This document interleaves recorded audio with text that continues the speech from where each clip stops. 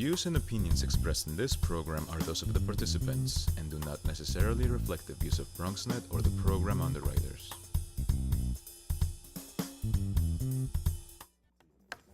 And good morning, everybody, and welcome to Open, the only live interactive program that brings the Bronx and the world to you. I'm your host, Dr. Bob Lee, and we've got a great show lined up for you today.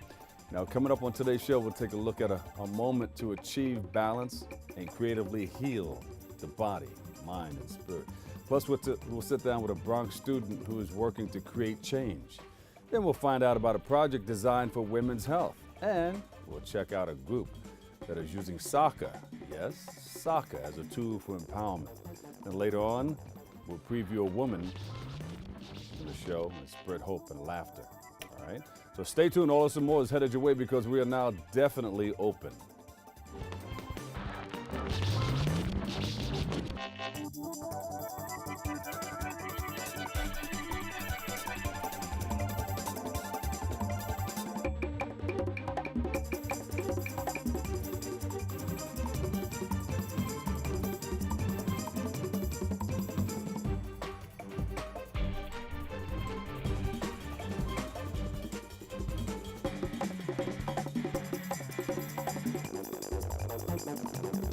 Hello and welcome everybody. I'm your host, Dr. Bob Lee from 107.5 WBLS. You are watching Open. It's the only live interactive program that brings the Bronx and New York City straight to your TV set. Now stay connected to us because we've got you covered like a blanket. All right, social media, Bronx TV, BronxNet TV, that's where we are. Leading things off on July the 30th, a workshop will take place with the goal to help you achieve balance, relieve stress, and a whole lot more. Joining us with a preview, we have Emery Michael.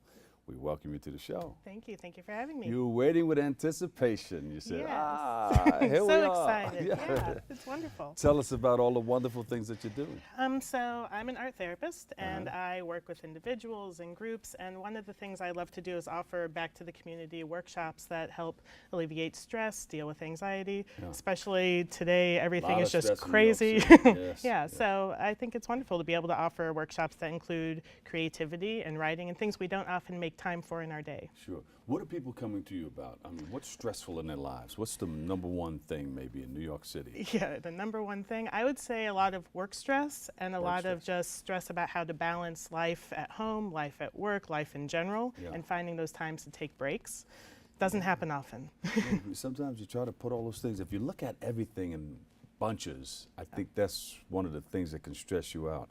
But if you prioritize, you say, all right, I need to do this first. Let me knock out things one at a time. What do you think? I think so, and I think often if you can focus on one thing for a short amount of time and then focus your attention on something else, it really starts to divide things up so you know it's doable. Yeah, and for me, the piece about creativity is bringing in a new way to let yourself express whatever is happening for you. So you don't have to talk to someone all the time. You can just put it on paper. You can use words or you can use art materials and get your hands sort of dirty and have fun with it and let it out. You're like a little kid eating spaghetti in a little seat, a high seat. I love it when people who come see me either individually or in these groups get their hands dirty, have fun, and just connect to themselves in a new way while they're putting this out on paper or the table, wherever it ends up is fine. How did you wind up getting involved in this? Actually, I became an art therapist because my grandmother had Alzheimer's. And so I did art with her, and it became this new way for us to communicate and be with each other in a way that was positive and wonderful at a time where it might not have been so much. Did it help out with a disease also? It did, and when she lived in a facility, I would go visit her, and the art materials I put out would draw everyone in the room. And it's like they were interested. They liked the colors, they liked the feel, they liked not having to rely on words. And so this became a new way, and that's what got me into it. And then from there, I just kept sort of growing it. I work with people who have grief and loss and these heavy things that words don't always come at first. You need a way to express. Break up the heavy things. Yes, right? break it all up. Create a little lightness, get some air and openness. There you go. Do you travel around to different facilities? Yeah, so I started my company 2 years ago, and I'm focused. I have my office in Dumbo, but then I do stuff in Manhattan, I do stuff in Queens, I do stuff in Brooklyn, and I try to go to facilities who might not otherwise be able to have an art therapist or someone specialized. Senior centers, And I have a lot of friends who work in hospitals and schools, and we try to be everywhere. I can see that, visiting hospitals, because there are areas where you can go and really break up. It could help with, explain how it helps with the healing. Well, so for me, like with hospice, when someone this is the end of their life, and that's what their focus is, to have someone come in with art materials and see bright colors and be able to just explore and enjoy something, even if it's just for 15 minutes, can be a relief. And that lets the body both sort of shift and adjust and settle. It lets our anxiety go down, and it lets us focus on something other than what we're dealing with, even though in the art, that comes out. So it's both a way to show what's going on for a person, as well as a way to sort of take a break from having to figure out what that is. And then if you're in that situation, instead of the black and the grays, you said you color it up and exactly. And then from there, and it I helps can them to believe that it's okay. Yeah, you know, it is. either way, it's okay. It is, and with adults who come to me with anxiety, we put the anxiety on paper. It's much easier to deal with something that's out there and start exploring it from a slight distance than to think what's happening inside right away, but even that shifts what's happening inside. Is this the same thing that helps, but anxiety helps with the other things that you I think do? so. Yeah, and I think it's both the piece of art that ends up being created, the process of creating it, and also the materials. I mean, think about finger painting when you were young and how wonderful that could be. Well, now we can take that to oil pastels and wonderful paints or colored pencils and just figuring out light shades. I can understand it. You know, you got the finger paintings here, but back then there was no stress. You know, nothing to worry about. When is Christmas coming? What do I get for Christmas? And you just put yourself in that state of mind, right? And just go for it. Yeah, a lot less holding you, a lot less I feel structure. much better See? with myself now. And look, your whole body shifted and Yeah. you just relaxed. Yeah, so that's what I try to offer to people. That's good. What are your goals with this? How far do you want to take it? I mean, I would love to. I have a few therapists who work with me now, so I'd like to keep expanding to try to reach more facilities, to offer a space for more people to come into and work with other people dealing with similar things, and just to sort of create something that's accessible to the community. So I'd like it to keep growing in whatever way. I currently have stuff happening in Manhattan, mostly Brooklyn, and a little bit here and there, but I'd love to expand north towards the Bronx. I'd love to let this be something more accessible to more people. Yeah. And how does one know when they have achieved that balance? I think there's this sort of settling that happens. Like what I just did a little yes, while ago. exactly. You achieve balance there for a moment. Yeah, so it's that feeling of groundedness, and it's also that feeling of relief. You take a deep breath, or you just have that sort of breathing that goes with however you're feeling at that moment. So you have this full body, full mind sort of settling. And it's okay if it doesn't last for long. Hopefully the art and the tools that people learn in my workshops and other things can actually keep that going. Yes, They can do that at home. Now, for every action is an equal and opposite reaction. How does that make you feel? Exactly, and that is a good question. I actually think that as a therapist, I try to do my own therapy every few years. I get supervision from other people, and I do my own art to let out what I've taken in so that I'm processing it too. Yeah, you know, a lot of people who are therapists or psychologists or psychiatrists, they need to go to somebody too, or need to do something to help them, or use some of your tools. I think the best therapists, psychologists, I think they're the ones who also know that they need to find that balance for themselves so that they can help people more fully and be there more presently for the people who are seeing them. Do you have anything coming up that we can check out, or? I have a few things on my website. I have this workshop coming up on Sunday about finding balance, and then in the fall I'm hoping to offer more of a series of sort of wellness through creativity and art and finding that balance in a bigger way. What's going to happen at this workshop? How's it going to look? Well, we're going to do both some art making, abstract, probably some painting and oil pastels. You don't have to know how to do anything, and that's the wonderful thing about art therapists. You don't have to have ever picked up an art material. We're going to paint, we're going to explore how to use words with our art, and then also we're going to do a little blackout poetry where we have the words and we're using a Sharpie, which feels really good to use sometimes, to create a poem without having to actually write words and deal with that. So it's going to be a big mix. How do I dress? You dress casually, Stuff that relaxed, can and get paint wonderful. on? Sit on the floor if you want Sit on to. the You just floor. want to be just relaxed and open. Yeah. If you come open, you'll be fine. There you go. Yeah. Where can we go for more information? That website that you were talking My about? website, creativelyhealing.com. I give a big round of applause, everybody. Emery Michael, founder, director, art therapist, Waterstone, and a Creative Arts Therapy, PLLC. Can I put a .com on it? You shouldn't. Thank you so Thank much. you. All right, we have to take a quick break, but don't go anywhere. We'll be right back with more Open next.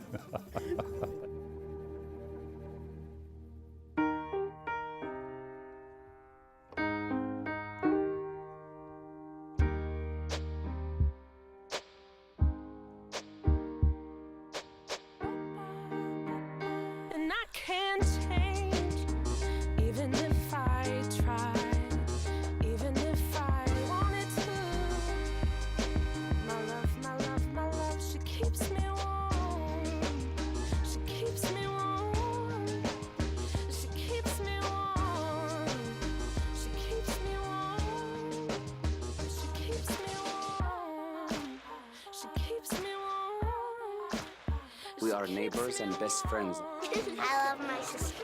My heart doesn't see race. Love is love. Our family is no less than any other family.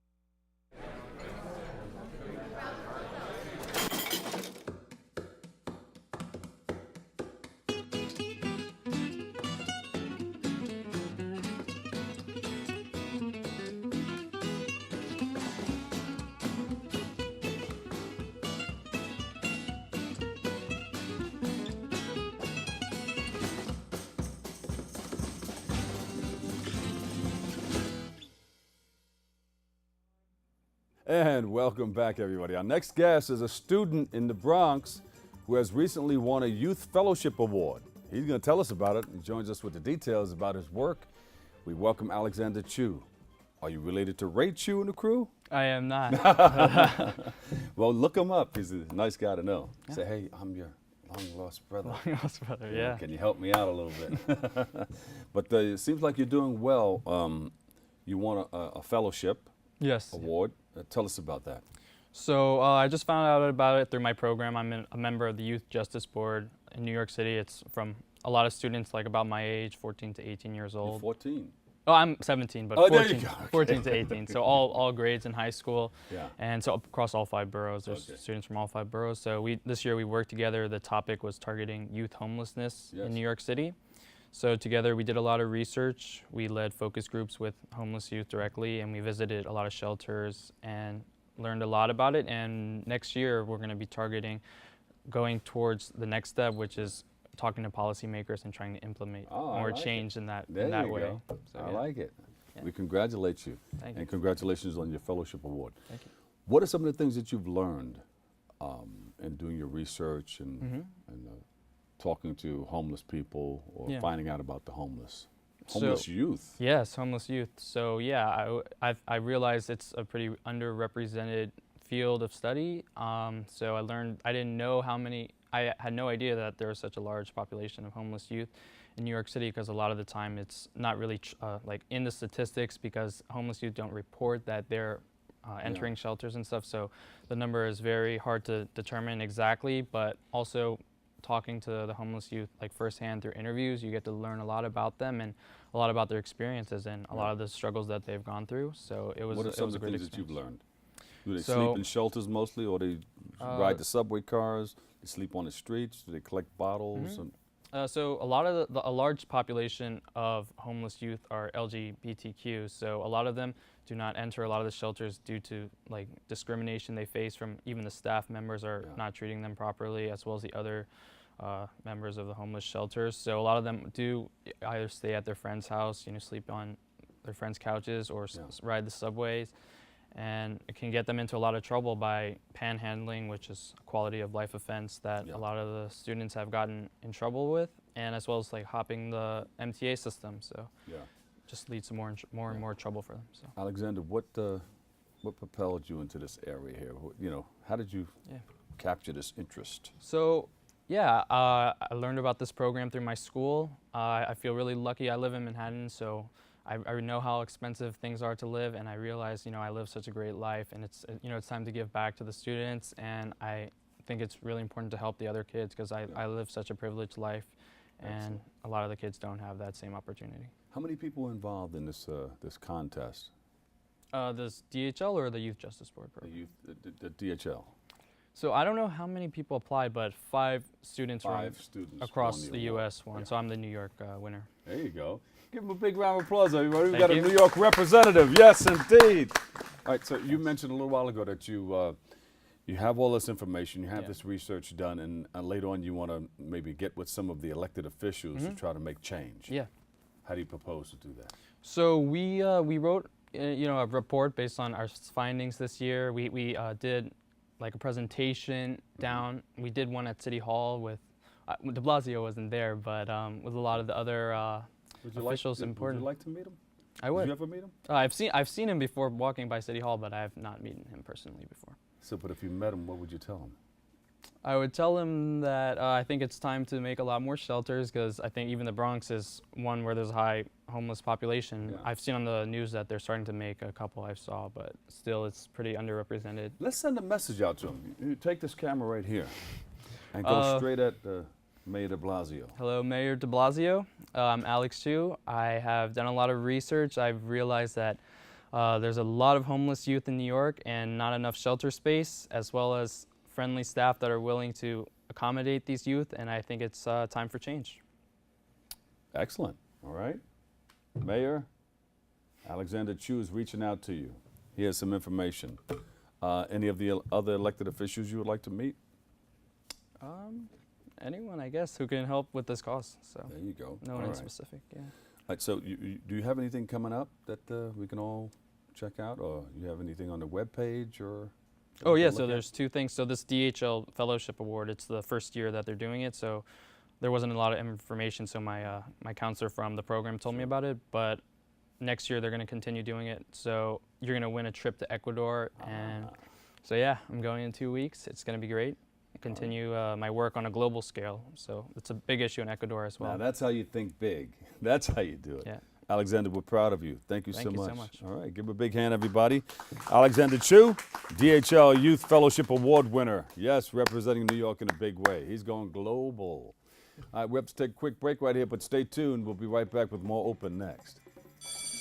Open up your books to page 360. Did you just look at your phone while you was in class? You played yourself. About inspirational quotes. You gotta believe in yourself. Don't ever play yourself. The key is to make it, so make it. Louise, can you give me an example of an inspirational quote? Don't play yourself. The key is to make it. And who said that? I did. Now that's a major key alert. Learn the real major keys to getting to college at getschool.com. Coming to you from our BronxNet studios, 4 new shows highlighting some of the best of the Bronx has to offer.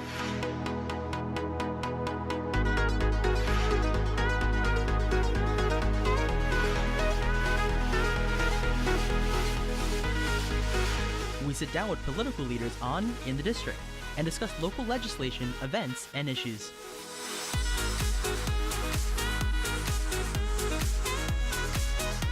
See how the community and business come together with The Bronx Now on BronxNet.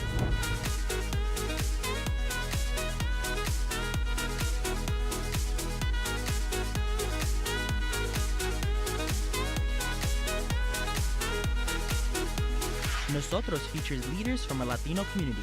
Meet those who are moving to make a difference in public service, business, arts, and culture.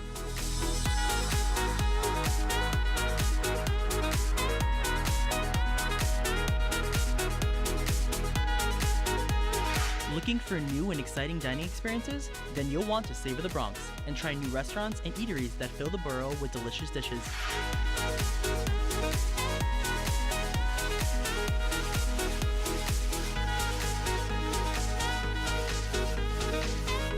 We have it all, so experience the Bronx in new and fresh ways on BronxNet. And welcome back, everybody. I'm the Dr. Bob Lee. Hey, you know, from August the 24th through the 26th, the Black Women's Health Project gathering will take place. Joining us with a preview, we have founder and CEO of the Clara Cantrell Clemens Assistant Center, Eloise Tyler is here. Welcome to the show. Thank you. Yeah. Morning. Now, how did you hear about our show? I received a call from someone who had, I guess, went online and saw, a part of my conference.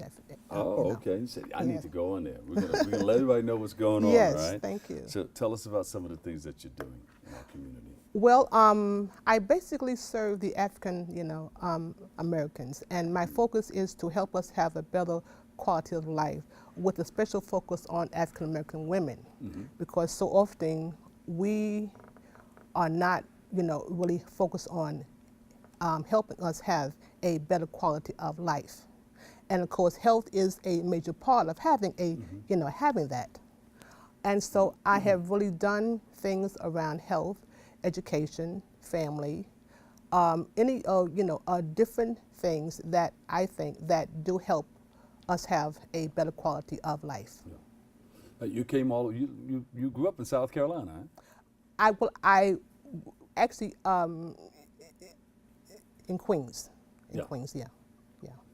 So you moved from South Carolina yes, to Queens. Yes. Yeah. Yes. All right. And you have something special coming up for us? We're having a black women's health gathering for African American women, and we are focusing on health in 3 areas: in cancer, mental health, and sexual abuse. Yeah. It's going to be a very small gathering that will help women come out and talk about these issues, and also gain information about these issues, agencies and books. Yes. How did you know you wanted to focus on those things in the black community? Well, I guess I first started with, say, three issues of health first.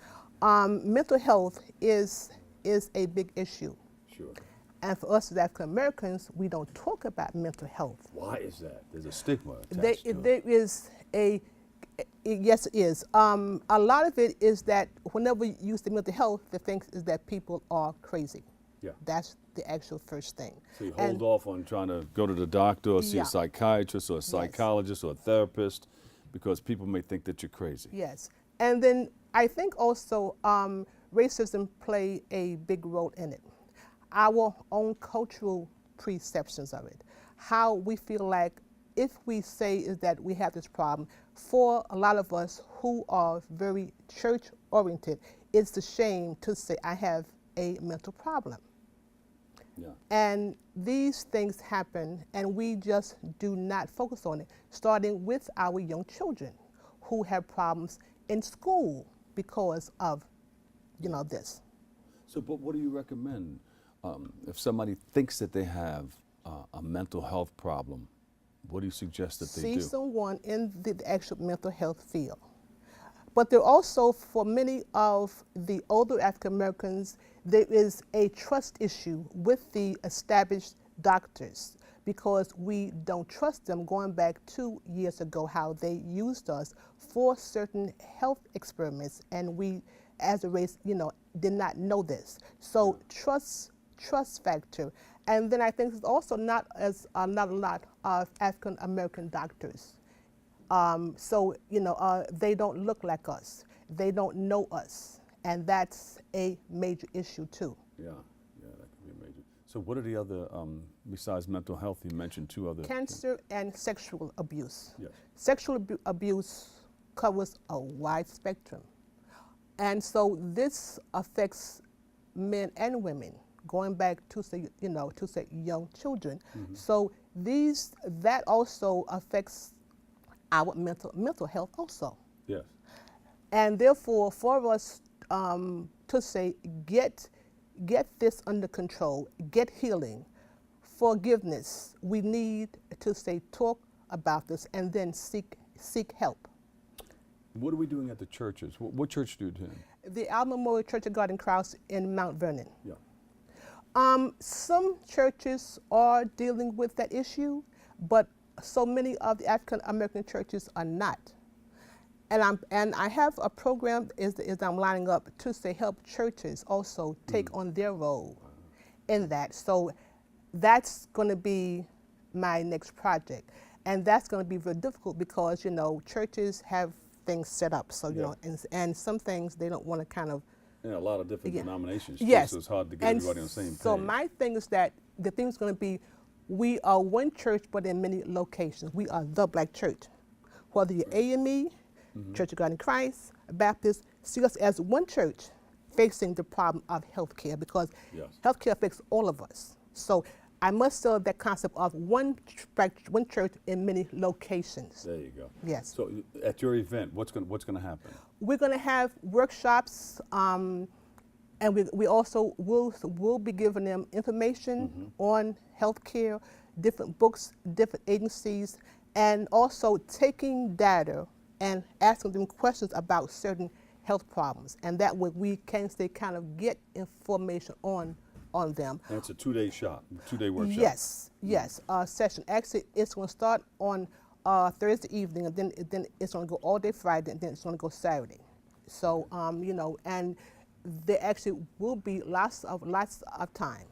Okay, where can we go for more information on this? You can go to my website, www.cclarissesimmons.org, or call me on 718-204-5293. All right, the Black Women's Health Project Gathering, August the 24th through the 26th. Get on down there and check it out. The website again is? www.cclemenscenter.org. All right, Eloise Tyler, the founder and CEO, the Clara Cantrell Clemens Assistance Center. Thank you so much for joining us. All right, we got to take a quick break right here, but we'll be right back with more next. Thank you.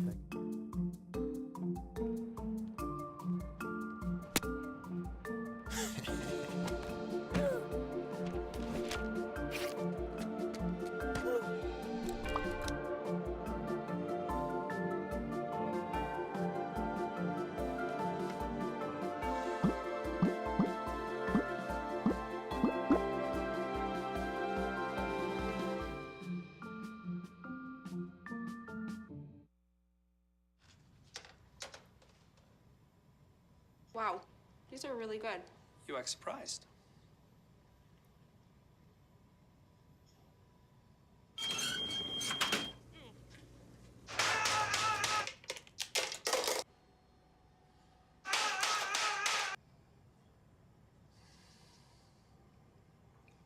Practice makes perfect. You don't have to be perfect to be a perfect parent. There are thousands of teens in foster care who don't need perfection. They need you. How can I help my daughter with her reading? Searching for help with Dachshund breeding. No. Let me try. Sarah's bright, but when she's reading, she has trouble sounding out words. Playing world music. What? I give up. Wait, I was trying to show you how Sarah feels every day. Frustrating, isn't it? Redirecting to understood.org. Join parents and experts at understood.org, a free online resource about learning and attention issues to help your child thrive.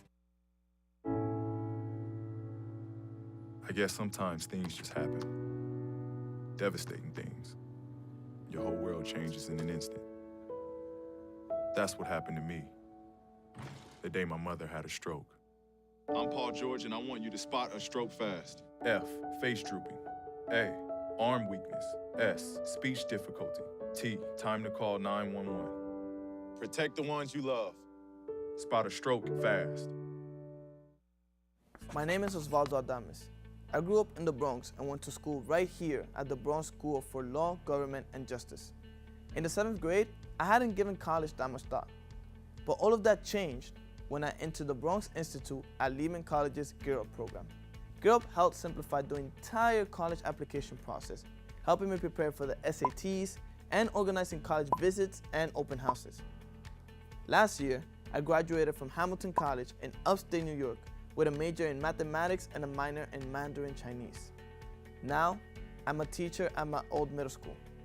I think back to 7th grade, and I honestly had no idea how much help Gear Up would be. They offered me the support I needed to succeed. If you're enrolled in Gear Up, Talk to your academic coach or visit the Bronx Institute at www.thebronxinstitute.org for more information.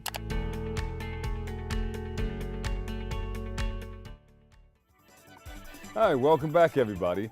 Our next guest is the founder of TOP. He's sitting here with the BOBLEE, TOP Soccer, and he joins us for a look at their work right here in the Bronx. We welcome Jason Francis to the show. Jason, what does TOP stand for? So, Top Soccer, TOP, training, optimism, and persistence. So our mission is to instill the philosophy of training, optimism, and persistence when approaching both soccer and life. Yeah. And did you play soccer? Yes, I was a goalie. Were you good at it? I was very good at it, yeah. Oh, yeah, maybe we should play sometime. Yeah. You don't want me to play. You don't want me to play now. I said I was good at it. But I'll try, yeah. Sure. Yeah. Reflex is probably a little slower, but maybe not. I don't know. We can make it happen. Yeah. We can make it happen. So tell us, how did you get involved in it? So growing up, I played soccer all my life. I played in college as well. Right. And I flirted with the idea of becoming pro, but that did not happen. And I always wanted to use soccer and education to impact youth in a positive way. And so on November 15, 2012, that's when Top Soccer was founded. And the idea, it is to empower future leaders through youth and community development. So you're 4 years in, about 4 years in or something? Correct. Yeah. 2017, January 2017 to now, it's been really tremendous in terms of our progression. Our fast, growth, huh? Exactly. The last 4 years, we were running one program seasonally, and it's grown tremendously this past 6 months in terms of people coming on board, volunteering, partners, and just our overall reach and visibility has been so tremendous. And the idea is to consistently grow and push forward. Yes, good. What's growing faster than everything? Everything is moving like this, but there's always one or two things that are growing faster and something that you like? So I would say with regards, we have 5 pillars of programming: soccer clinics, community outreach, adult engagement, and the 2 things that we are seeking to work on this fall is Top Nutrition, which is our health and wellness component, and then an after-school program. So right now I'm in talks with a couple individuals with regards to an after-school program, and if we could launch something in September, it will be great. And I am currently working on our grant. Well, I'm waiting on the results of our grant, and if we are successful in obtaining that grant, we will be able to launch our Top Nutrition in the fall as well. So then encompassing our 5 pillars of programming. There you go. And you have a therapist in the house too. Maybe we can use the therapist. She's around here somewhere. I think she just left. I think she went to the bathroom. She's coming right back. Maybe you can get with her and talk to her about, talking to the kids about getting all the stress and, tension out of their lives. And that's the idea, again, partnering, and it is to really engage the community and also engage stakeholders to fulfill the mission. Yeah, and anybody can join? Anyone, boys and girls. We work with kids age 4 through 12 for our soccer clinics, but by extension with our other programming, we're opening it up to adults. So there are adults who've been in our adult engagement program, over 50. And we can play that song in the background. Let me see your footwork. Of course. Yeah. So, how do people get involved again? They contact you and yes. So our any particular skill level that they need to be at, or they just come in cold off the street with 2 left feet? So you could come in cold off the street, 2 left feet, and the idea it is to gain a sense of character development, recreation. We're not necessarily in the business of creating a professional soccer player, but it's based on recreation, health, and character development. Yeah. So you discipline them to be able to do the things necessary to become successful, whether it be in education or if you want to become a professional athlete. Correct. So we get them to think critically, and that's what's most important. And we've been doing that, and we've been seeing the results of that while working with our kids. You have something coming up that we can bring our cameras to? Oh, sure. So in the fall, September 9th, we're beginning our fall soccer clinic. So that runs September 9th through November 11th, and that's 10 sessions. And for more information on that, you can check out our website at www.topsoccerinc.org. All right, we're going to ask you about that again, Oh, about okay. that website before you cut out. Sure. So what are the goals of your program? So again, 5 pillars of programming, and we really want kids to have an equal opportunity, and we function in an underserved community, and we could look at statistics, we could look at ways where kids are precluded from advancing, but we're here to say, hey, you're on the same playing field, and we want to give an option and an opportunity for those kids to be involved. We want to get parents involved. We want to get the community involved and stakeholders involved, and so the idea is to progress forward to continuously make a positive impact. So you need some soccer moms and dads to get behind it, right? Get behind your children. Of course, and I would say this past 7 months, the response from stakeholders in the community, partners, have come on board, both in a volunteering capacity, financial capacity, so we're really grateful for that. So what do you need to help with the success of your program? So I've been talking to our local councilman and then also the precinct 47, and so we're trying to get more space. Once we get more space and we're able to establish Who are you going to ask for that space? So it's a mix between speaking to our local councilman in District 12. Okay. Yeah. FM. Where do we go? Let's go to the camera. Here we go. This is your camera right here. So this is an extension of our conversation. District 12, Top Soccer, we need space. Let's continue to talk, and we need to give our kids an opportunity to have a safe place to play and develop. Okay. And that website again is? It is www.topsoccerinc.org. All right, there you go. Give him a big hand, everybody. The founder and executive director, TOP Soccer, Jason Francis. Thank you so much. You going to bring a soccer ball by the next time? Maybe we can do some tricks. Yeah, sure. Of course. We'll open up that area over there. Of course. And then you bring somebody who's benefiting from the program, who can give a live testimonial. Yeah, come back again. Of course, all right. You're always welcome. Glad to be here. Thank you for all your work in the community. Very All right, we have to take a quick break, but first, let's check out Salsa Sundays at Orchard Beach. Salsa Sundays. Christina Lane has a story. Summer Concert Series right here in the heart of Orchard Beach.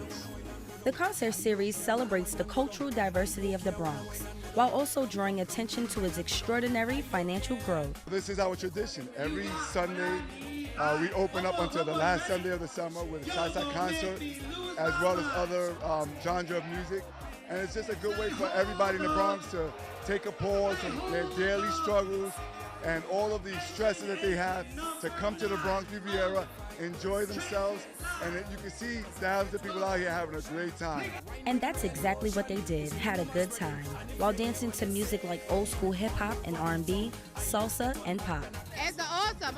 I could not miss this for nothing in the world. It's beautiful. Today is so spectacular. I love it. I wish we could always have these kind of things. And I feel so wonderful. I feel like I'm on a vacation. Concert goers worked up a sweat while doing Zumba and jamming to live musical performances from some legendary recording artists. For us, it's a homecoming show, you know? We get to do it outside. We get to reach the generation, so we reach the kids that, brought us in here and made us famous, and we get to reach their families as well. This is the third time that I come to a festival, and every day it gets beautiful, it gets nicer, it gets better. So I'm very happy to be here today, and I hope I can keep coming. To experience this entertaining Bronx tradition, feel free to stop by Orchard Beach every Sunday now through September 3rd. I'm Christina Lane for BronxNet.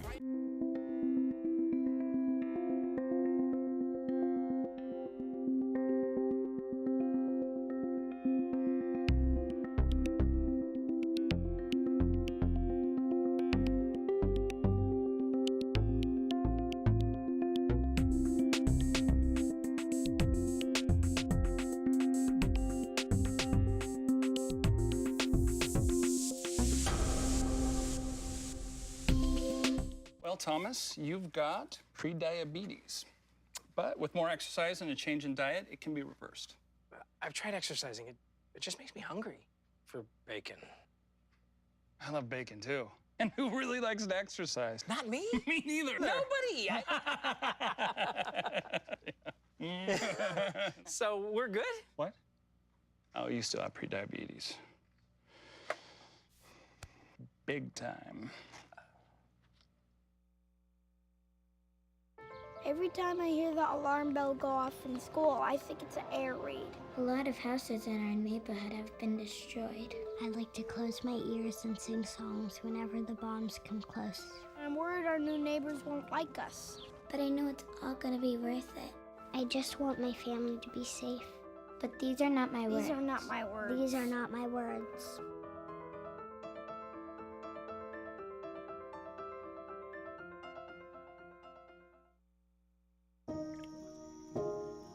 This is the story of a boy who didn't talk for a long time.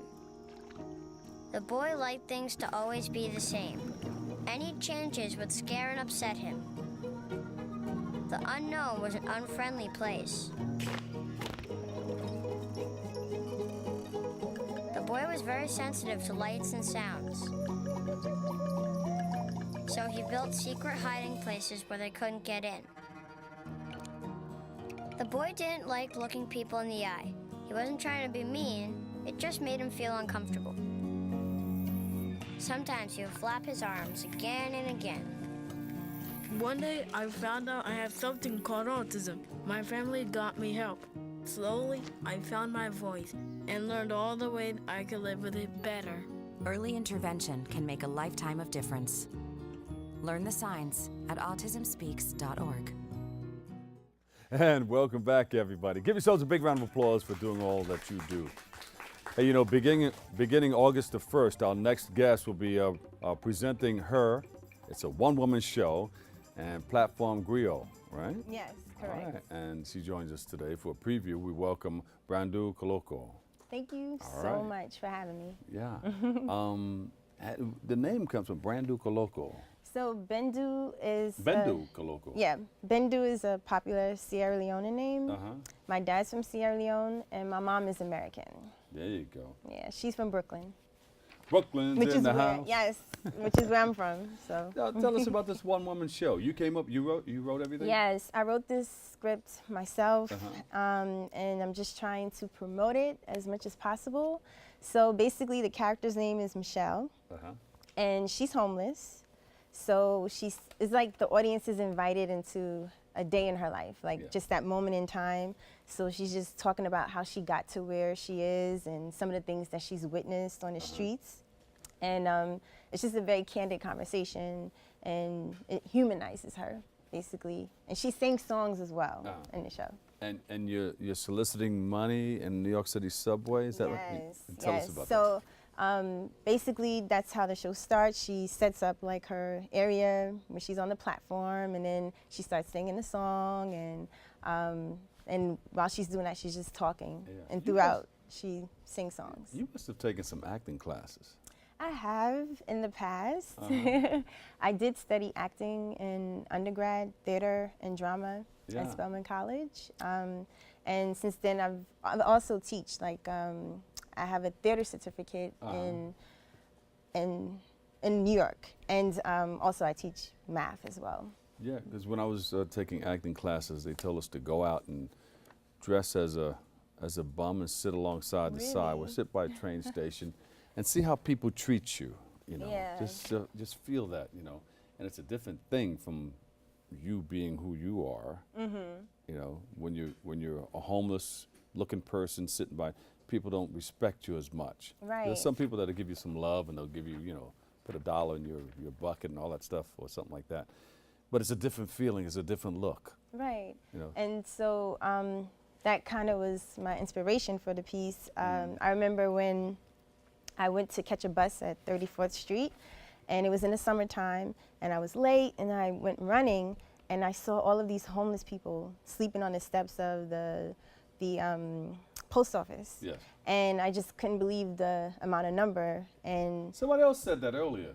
that there was a large number of Yes. youth homeless. Yeah, I looked at some statistics, and they estimate that in the shelters it's about 60,000 homeless people, a little bit over And that. just in New York City. Just in New York City. And out of the 60,000, 22,000 roughly are youth.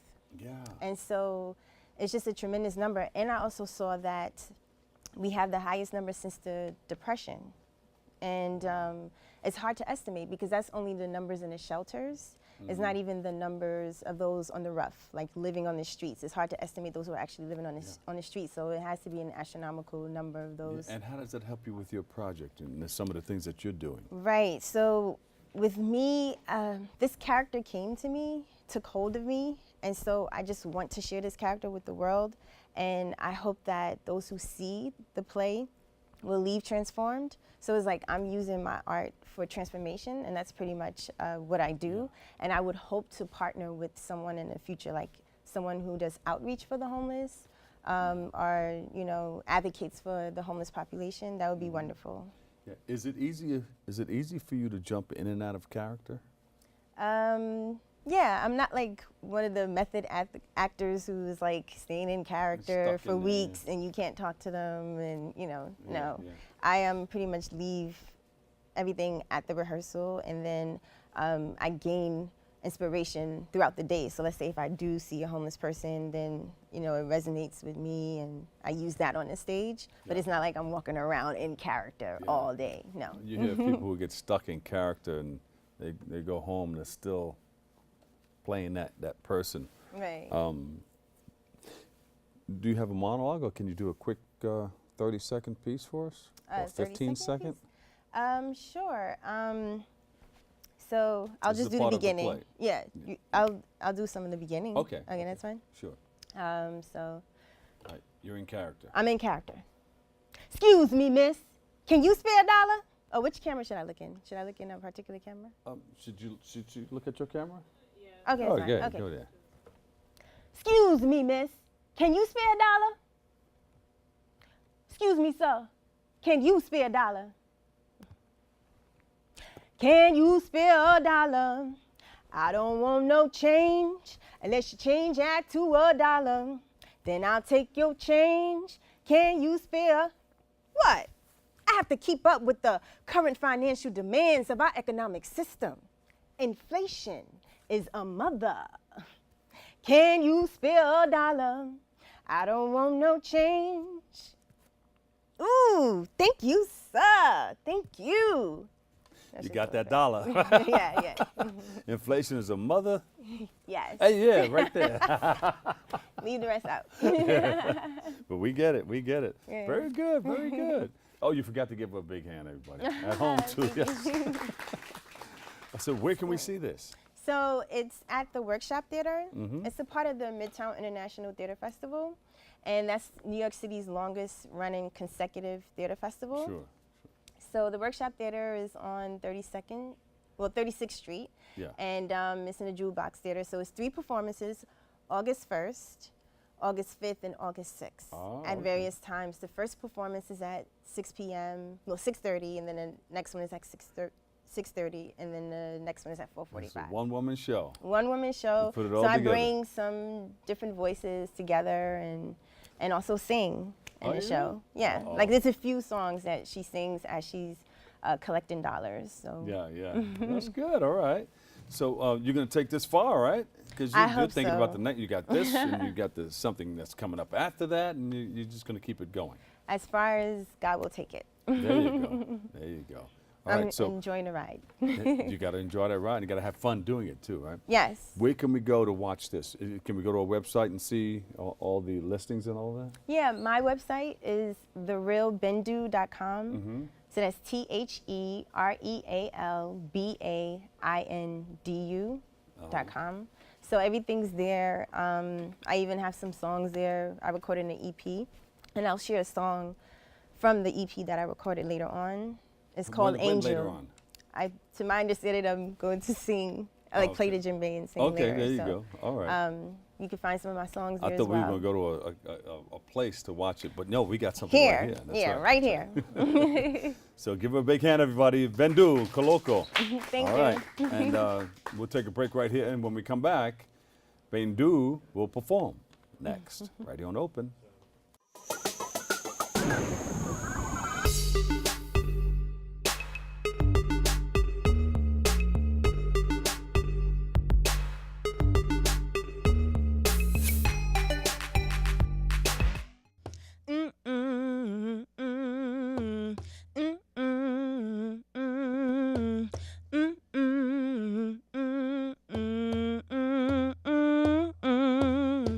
Thirty-fourth and Madison is where my story all begins. I was walking on a New York street where people move to a different beat. Every day I pass her by, this girl standing always caught my eye. Couldn't have been more than 17. Her clothes were haggard, but she tried to look clean. Sometimes she asked for food, but we all walked by thinking she was rude. One day, I don't know why, my callous heart opened wide. Must have been God that made me feel, 'cause I asked this girl if she wanted a meal. Her smile was bright, it could part the sky. She looked me in the eye and she replied, my name is Angel. I've been living on my own since I was 13. My daddy kicked me out 'cause he was so mean. My mother stood there beside that man, told me, girl, when you're older, you'll understand. I said, Mama, what am I to do? Times got so rough, I dropped out of school. It's hard to survive on these New York streets. I had to compromise my purity, and there's no such thing as security. But one thing I'm sure of, my name is Angel. Ooh.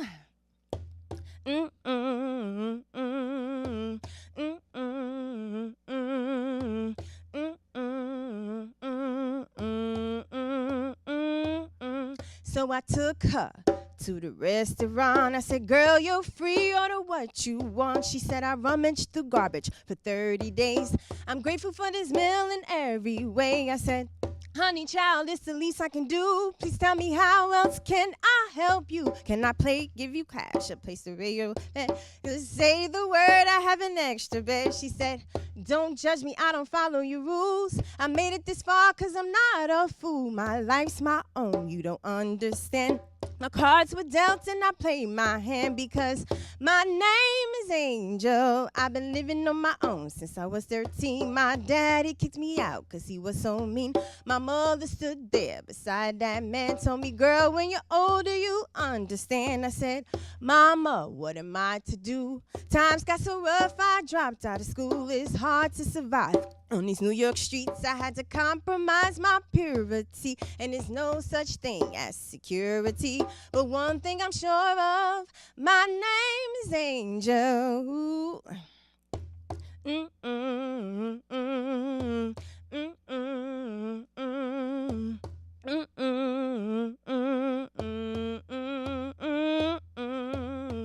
Over time, Angel changed her mind. She let me help her and treat her kind. She went to school and got a GED.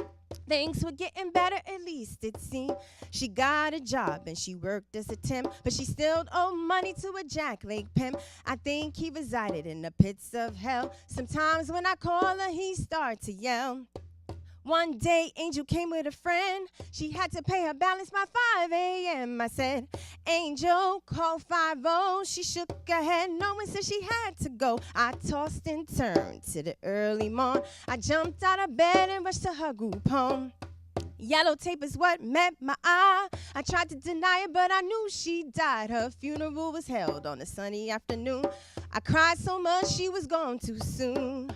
Her name was Angel. She was living on her own since she was 13. Her daddy kicked her out 'cause he was so mean. Her mother stood there beside that man, told her, girl, when you're older, you understand. I said, honey child, times got so rough, I dropped out of school. It's hard to survive on these New York streets. I had to compromise my purity, and there's no such thing as security. But one thing I'm sure of, my name is Angel.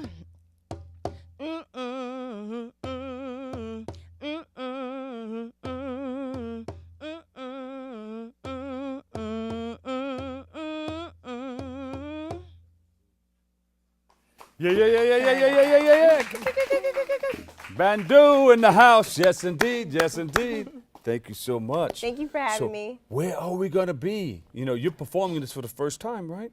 Yeah, this is a world premiere of the piece, and so it's once again it's at the Workshop Theater, and it's on August 1st, August 5th, August 6th, and at various times. It's all on my website, therealbindu.com. And this is brand new. Brand new. So please come out. All right, so we can come out and check you out, all right? Yes, thank you. All right, thank you so much. Give her another big round of applause, everybody. Bandu Koloko. Thank you. Unfortunately, that's all the time we have for today's show. I'd like to thank all of our guests and you for joining us and you for checking it out. Thanks for tuning in. If you missed any part of today's show, well, you can tune into the recablecast of Open at 5 and 10 p.m. or watch anytime on the web at bronxnet.org or catch an all-new episode on Wednesdays with our host, Darren Jaime, at 10 a.m. Always remember this: what you are is God's gift to you, and what you make of yourself is your gift to God. To choose your choice and let your choice control the chooser. For all of us here at BronxNet, have a great and enjoyable day, and I'll catch you over 107.5 WBLS tonight.